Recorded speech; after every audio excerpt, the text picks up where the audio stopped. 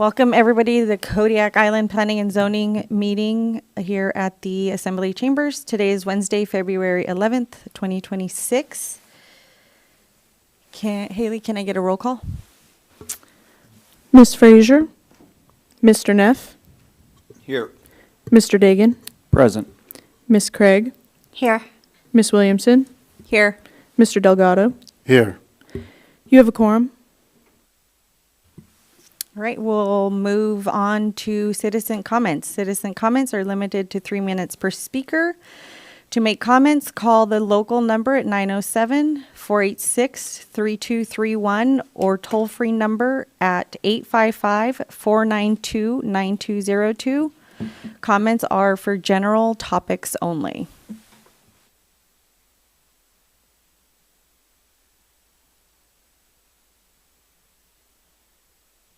All right, seeing as how we have no comments, we're going to go ahead and move on for items of discussion.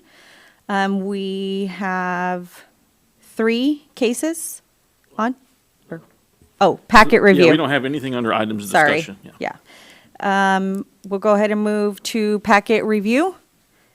We've got 3 cases, all that pertain to the native village of Uzinki. So I think that we're just going to go ahead and list them. Okay, that sounds good. So what I'll do is I'll have Haley get us to the GIS and we can kind of pull them up on the map and go over them.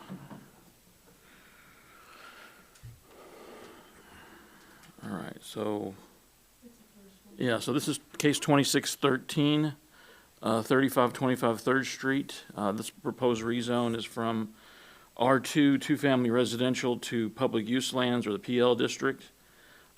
This particular site location, if you look at the future land use map, which you'll have in your staff report listed, is listed as public use, and so which matches up with the public or the PL district. And so staff is recommending approval to the commission regarding this rezone because it does match up with the comprehensive plan. It is consistent with the use of the building and some of the surrounding uses, and also some of the lots around it are also for public use as well. Any questions on this one?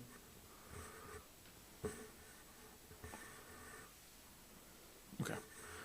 Hey, let's go on to the next one. So this one is in the R1 district. This is case 2611 at 2209 2nd Street. This was from R1 to Business District. In the future land use map for the comprehensive plan, this one is actually listed as public use. The reason the applicant is requesting the business zone is because they are going to have a child care center in the first floor, and they're going to have 2 units on the second floor that'll be used for short-term rentals, primarily for people who visit or for contractors and so on, that they can stay for short periods of time while they're on the island doing work in the city of Uzinki. Staff has recommended approval primarily because we do have mixed-use commercial across the street to the right. To the right. Ellie, down, back down. Yeah, right there where your cursor is. That's all actually in the comp plan listed as commercial mixed use. So they are proposing to do that here instead of the public use. It does make sense based on what public use allows, which it doesn't allow residential use. So if they're going to have the residential use on the second floor, they really need to have a zone that would allow both the child care center on the first floor and the residential. So the business zone does fit that. It is compatible to what was across the street designation, although that has never been, the zoning there has never been changed to commercial or business, but it has been designated as commercial business currently. Staff is comfortable with this based on the uses of the existing building that they're proposing, and then also just based on what the PL district allows versus what the business district would allow them to do for these uses. And again, these uses would be to serve the public in the city of Uzinki. Any questions on that? Yes, sir. In the past, that building was a Baptist mission. What was the designation back then? Or was there any? So it's currently zoned R1. I'd have to go look. I know the last when we spoke to folks from the tribe, they said the last use was for a single-family home there.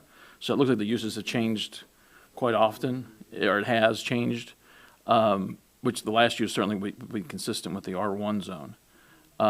This lot, as you can tell, is pretty large, so if there's other uses, they've talked about other potential uses on this site too, with some more residential, primarily for people who want to come to the village to kind of see how life is if they're thinking about moving back to Uzinki. They were talking about maybe some smaller units on the, I guess that'd be the northwest side of the lot. So the business zone doesn't prohibit them from being able to do some of that. It just, in terms of where it would be located would be the main issue. But I think the discussion there was that it would be more multifamily, and so in that case, that certainly would be allowed in the business district. Yes, thank you. I noticed that there's a proximity to the school for this daycare. Correct. So the school's over there. Yes, Okay, so it's just like down the street. just down the street.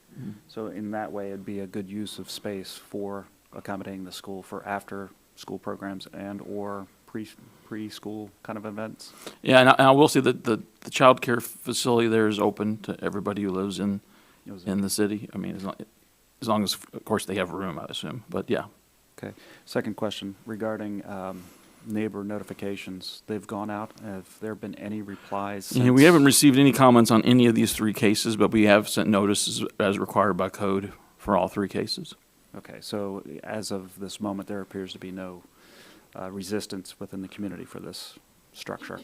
Correct. For this I mean, change? based on what we've received so far, there's still time for others to come in, maybe before next week, but Okay, so far we haven't received anything.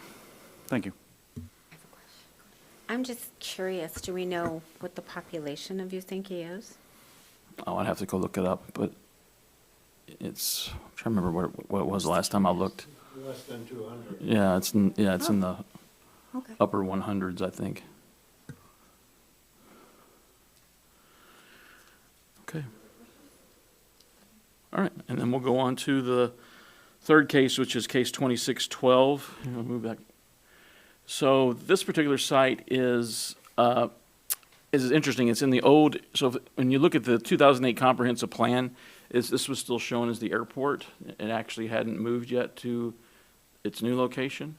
And so when it was designated in the future land use map back in 2008, the airport was all designated as industrial, even though it's all zoned R1 actually. And now that this airport is no longer in service, there's a new airport that's further out from the city.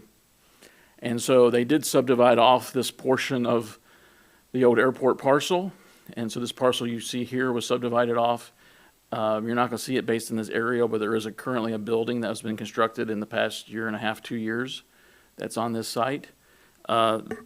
It's being proposed for a wellness center for CANA, and there's also some community service uses there too, similar to the community center space that's across the street, to allow for additional uses that may not have enough space across the street for it. So in this particular case, they're requesting the zoning to go from R1 to PL. It was, like I said, the future land use map's industrial, but it kind of doesn't make much sense now. It may have done back in 2008 when the airport was still here. But now the airport's gone, it's not really a good location for industrial, and the use of the property and the building that's built on it does seem more compatible to what's across the street, which you have the health clinic and then the tribe's building. So this building does seem to be very consistent with that, and so staff is recommending approval to the commission of the rezone from R1 to PL for the site. If you have any questions, I'll be happy to answer those. So thinking about this holistically, is it just one property that's being rezoned, or are we looking to rezone that entire runway strip? So for this particular case, they're just looking to rezone this one individual property. I will say that we are working with both the city of Uzinki and the village to look at, and the corporation as well, to look at the zoning as we're doing the comprehensive plan update. Brahman Curry and I visited the city of Uzinki back in August, and we're talking to them about the future land use map. They brought up these particular sites, and we were like, if you want to get those done, you'll need to rezone them, and don't wait for the comprehensive plan process to be completed. So that's why these cases have been filed. But we are going to be looking at what's going to happen on the airport site.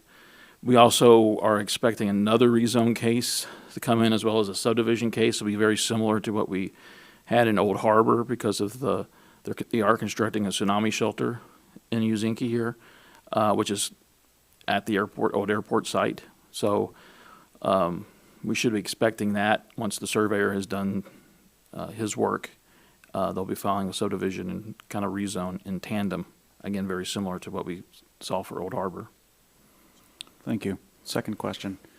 Is this the only industrial zoning that's within Uzinki? So it's not actually zoned industrial. It's actually zoned R1, but in the future land use map, it was designated as industrial. So again, we'll be working with both the city and the village to talk about what they want that future land use designation to be now that it's no longer an airport. Thank you. Follow up on that. Is there any industrial zoning that's within Uzinki? I'm trying to remember. I'm not off the top of my head. I don't know if I remember that. I don't know if you want to pull up the zoning map. We could check real quick. If there is, there's not much. So thinking about if it was currently R1, but was slated to be industrial, would it make sense to do bits and pieces here and there, i.e. some of it be residential, some of it be light industrial for the growth of Uzinki? Well, I think it's what we'll be talking about. There were some discussions about there might be some of the airport site might end up becoming residential, and so they haven't decided on what type of residential yet. And it's a future project that's further down the line, years in the future potentially. So I don't think they know exactly what they want to do with that yet, but we certainly will be talking with them about how to adjust the future land use map. The reason it's industrial in the future land use map is because airports are allowed in light industrial. So, and you'll see that with some of the other villages, like in Old Harbor, that's zoned light industrial. This was designated to be industrial, but no reason to rezone it if the airport's not in operation anymore and it's been moved now further away from the site. I don't see any industrial there. That's the gray might be industrial. Yeah, the gray at the waterfront would be the only industrial that I see right now. Thank you.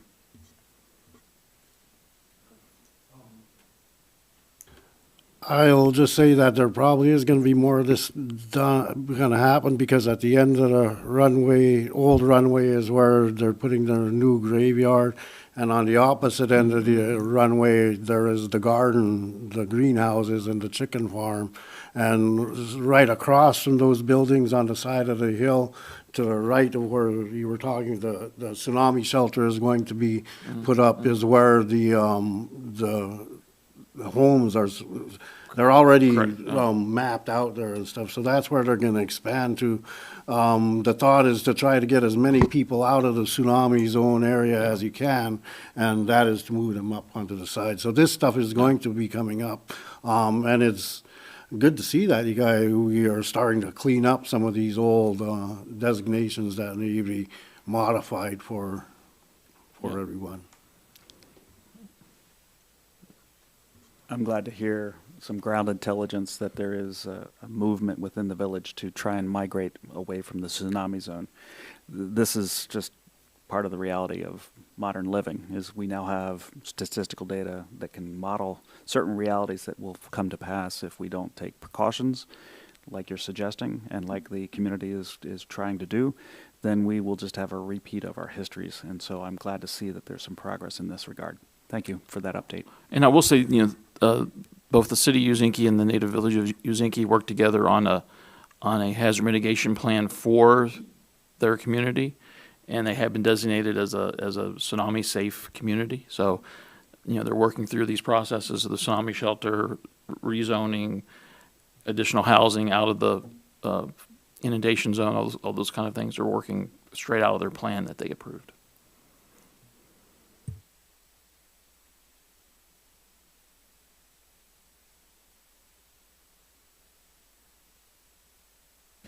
If nobody has anything else, we'll go ahead and close that.